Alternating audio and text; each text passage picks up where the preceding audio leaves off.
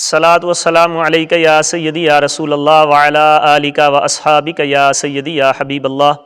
आज के दर्स की जो अहादीस करीमा हैं, इन अहादीस के अंदर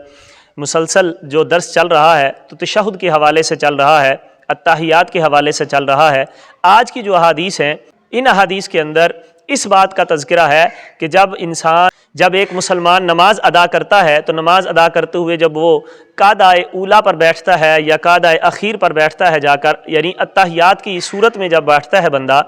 तो वो किस तरह बैठेगा, उसकी कैफियत क्या होगी, उसका बैठना किस तरीके पर होगा। एक पाँव खड़ा करके दूसरा बिछा के उस पर बैठेगा, दोनों पाँव बाहर निकाल कर बैठेगा, तो उसकी कैफियत क्या होगी, बैठने का तरीका और अंदाज़ क्या होगा, इसका बयान आज की दर्स में होगा। हज़रत इमाम तिरमिज़ी रहमतुल्लाहि ताला अलैह इस बारे में दो अहादीस करीमा नकल करते हैं। पहली हदीस जो है वो हज़रत वाइल बिन हुजर रदी अल्लाह ताला अन्हु से रवायत है। आप फरमाते हैं कि मैं जब मदीना शरीफ पहुँचा तो मैंने ये सोचा कि मैं नबी करीम रऊफ़ुर रहीम सल्लल्लाहु अलैहि व आलिहि वसल्लम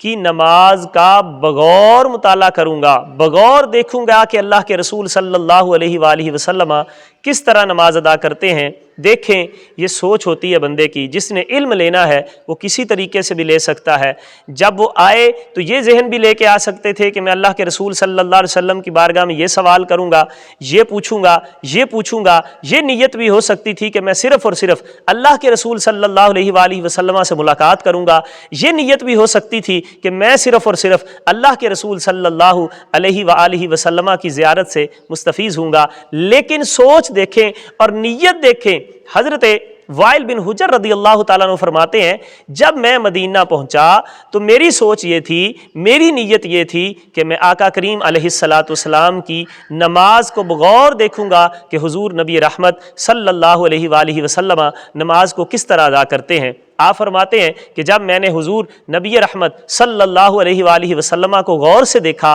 तो जब हुजूर नबी रहमत सल्लल्लाहु अलैहि वसल्लम अत्तहियात की हालत में बैठते, तशहुद की हालत में बैठते, तो आप बयान करते हैं कि रसूलुल्लाह सल्लल्लाहु अलैहि वसल्लम अपने बाएं पाँव को बिछाते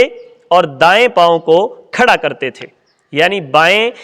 जानू को बिछाकर उस पर बैठते थे और दाएं तरफ वाला जो जानू होता था उसके पाँव को नबी करीम रऊफ़ुर रहीम सल्लल्लाहु अलैहि वसल्लम खड़ा करते थे। दूसरी रिवायत जो इमाम तिरमिज़ी रहमतुल्लाहि ताला अलैह लेकर आए हैं, हज़रत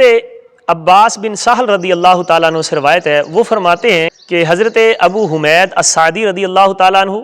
और हज़रत उसैद और हज़रत सहल बिन साद और हज़रत मोहम्मद बिन मसलमा रिदवानुल्लाहि ताला अलैहिम अजमाइन, ये सारे असहाब एक जगह पर इकट्ठे बैठे थे तो उन्होंने नबी करीम रऊफ़ुर रहीम सल्लल्लाहु अलैहि वसल्लम की नमाज का तज़किरा छेड़ दिया। अब देखें, हम भी बैठते हैं, लोग भी बैठते हैं और बैठकर किसका तज़किरा करते हैं, किसकी बातें करते हैं। सहाबा का अंदाज ही निराला था। सहाबा रिदवानुल्लाहि ताला अलैहिम अजमाइन जब भी बैठते थे तो बात अल्लाह के रसूल सल्लल्लाहु अलैहि वसल्लम की करते थे, जब भी बैठते थे तज़किरा सोने मुस्तफ़ा का करते थे, जब भी बैठते थे तो ज़िक्र रसूलुल्लाह सल्लल्लाहु अलैहि वसल्लम का करते थे, जब भी बैठते थे तो उनकी बातों से खुशबू अल्लाह के रसूल सल्लल्लाहु अलैहि वसल्लम की ही आती थी। कभी रसूलुल्लाह सल्लल्लाहु अलैहि वसल्लम की सीरत पर बात करते थे, कभी अल्लाह के महबूब सल्लल्लाहु अलैहि वसल्लम की नमाज की बात करते थे, कभी रसूलुल्लाह सल्लल्लाहु अलैहि वसल्लम की जुल्फ़ों की बात करते थे, कभी बैठते थे तो अल्लाह के रसूल सल्लल्लाहु अलैहि वसल्लम के चेहरे अनवर की बातें करते थे। तो सहाबा इकराम रिदवानुल्लाहि ताला अलैहिम अजमाइन का ये अंदाज होता था। तो हज़रत अब्बास बिन सहल रदी अल्लाह ताला अन्हु फरमाते हैं कि ये साहब बैठे थे, रसूलुल्लाह सल्लल्लाहु अलैहि वसल्लम की नमाज का तज़किरा छिड़ा तो हज़रत अबू हुमैद अस्सादी रदी अल्लाह ताला अन्हु फरमाने लगे कि मैं तुम में से सबसे ज़्यादा अल्लाह के रसूल सल्लल्लाहु अलैहि वसल्लम की नमाज को जानता हूँ। मैं तुम्हें बताता हूँ कि अल्लाह के रसूल सल्लल्लाहु अलैहि वसल्लम किस तरह नमाज पढ़ते थे। आगे सारी नमाज का जिक्र नहीं, हो सकता है कि सहाबा इकराम रिदवानुल्लाहि ताला अलैहिम बातें ही तशहुद की हालत की कर रहे हो। इस तरह हज़रत अबू हुमैद अस्सादी रदी अल्लाह ताला अन्हु ने तशहुद में बैठने का तरीका बताया। फरमाते हैं कि नबी करीम रऊफ़ुर रहीम सल्लल्लाहु अलैहि वसल्लम ने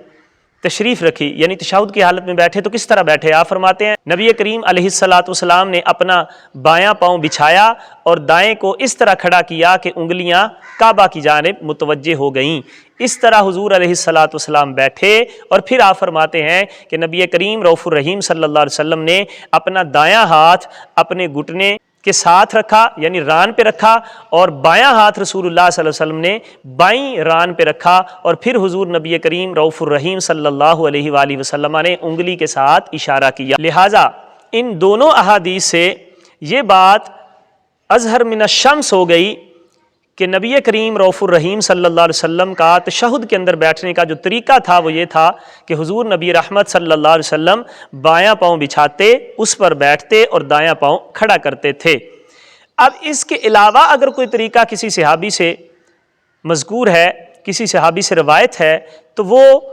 اس پر بہت سے شارحین نے بات کی ہے کہ یہ سنت طریقہ ہے، باقی جو طریقے ہیں اگر کسی صحابی سے روایت ہیں تو وہ عذر کی وجہ سے رسول اللہ صلی اللہ علیہ وسلم نے طریقہ اختیار فرمایا۔ اس پر بہت سے